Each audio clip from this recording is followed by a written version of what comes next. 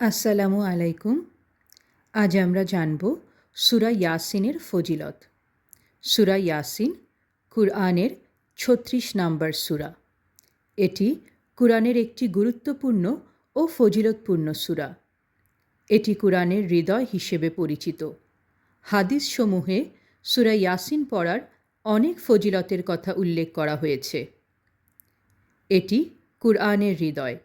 রাসূলুল্লাহ সাল্লাল্লাহু আলাইহি ওয়াসাল্লাম বলেছেন, প্রত্যেক জিনিসের একটি হৃদয় থাকে, আর কুরআনের হৃদয় হল সূরা ইয়াসিন। যে ব্যক্তি আল্লাহর সন্তুষ্টির জন্য এটি পাঠ করবে, তার পাপ ক্ষমা করা হবে। গুনাহ মাফ ও সহজ মৃত্যু। হাদিসে এসেছে, তোমরা তোমাদের মৃতদের উপর সূরা ইয়াসিন তিলাওয়াত করো। এর থেকে বোঝা যায় এটি মৃত্যুপথযাত্রী ব্যক্তির জন্য প্রশান্তি ও সহজ মৃত্যু লাভের উপায়।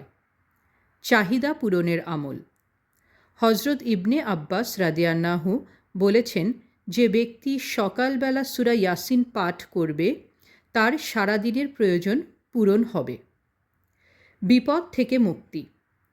অনেক আলেম বলেন, যদি কেউ কোনো বিপদে পড়ে বা কঠিন সমস্যায় থাকে, তবে একাগ্রতার সাথে সূরা ইয়াসিন পাঠ করলে আল্লাহ তার জন্য সহজ করে দিবেন।